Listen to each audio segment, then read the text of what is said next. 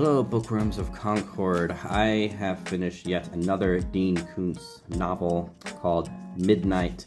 One of my favorite things about Dean Koontz's novels is that there isn't this long build up to the main monster or antagonist or whatever of the story, like in Stephen King's novels. Instead, he throws you right into the horror. And that doesn't mean there's no place for such a long build-up. I enjoy that kind of narrative development too, but it's just refreshing to read something that's, different than the norm. So Koontz doesn't disappoint as he throws you right into a mystery of a string of deaths in the small town of Moonlight Cove in Northern California. And there are four main protagonists that are involved in this. There's an undercover FBI agent investigating the strange deaths, an 11-year-old girl running away from her parents. As to why, you have to read to find out why, I won't say. And there's a woman who doesn't believe her sister committed suicide in the town of Moonlight Cove, and a disabled Vietnam veteran in a wheelchair. And from the outset of the book, it's clear that a mad scientist basically is involved with some strange experiments that are responsible for this string of deaths. And Koontz maintains the suspense of the purpose and motive behind the experiments, as well as the creatures behind the murders. So it's a masterful blend of genres, suspense, horror, science fiction, and mystery. Now, I don't know how to talk about the main theme of the book without spoiling some of the plot, so I'll just pose it as a question. What does the next stage of human evolution look like?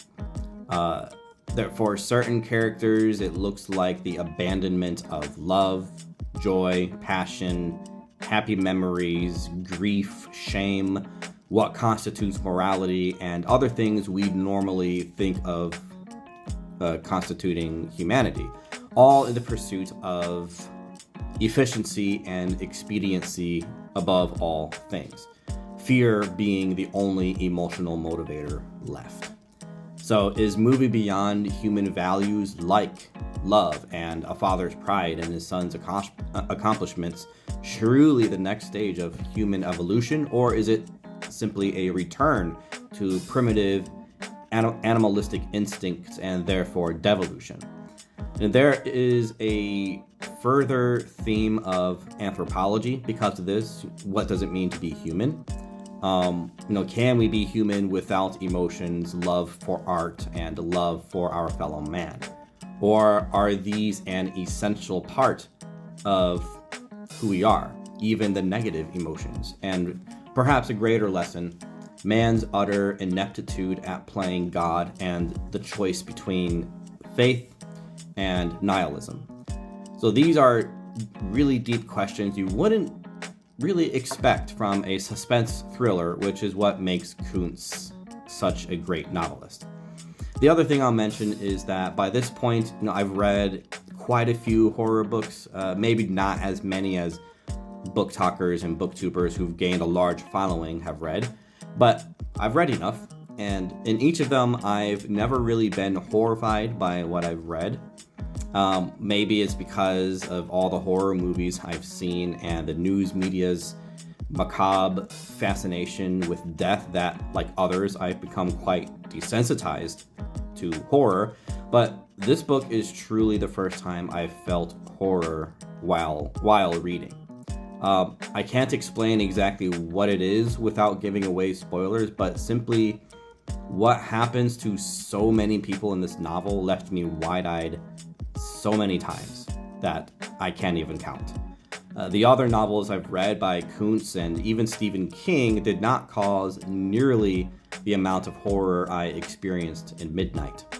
Maybe it's because the realism of what happens is really frightening, that if we're not careful with let's just say, certain technological advancements, we could destroy our humanity in the process. Not just figuratively, but literally as well.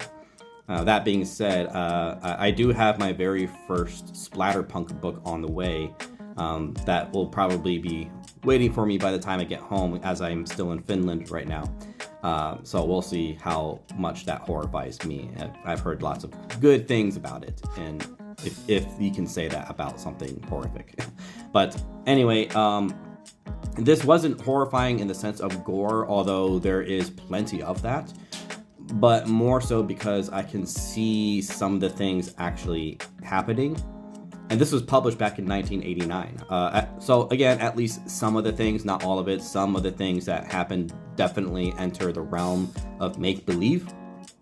So I also don't understand why this book has a 3.87 average rating on Goodreads, because from the anthropological themes to the stellar character development and to the absolute horror of what happens to literally thousands of people, this is an amazing book, and I think it's highly underrated.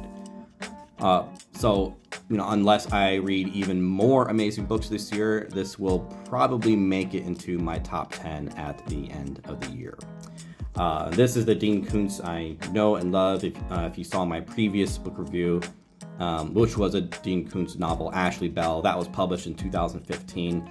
Didn't like it nearly as much because it felt like it was written by a completely different author.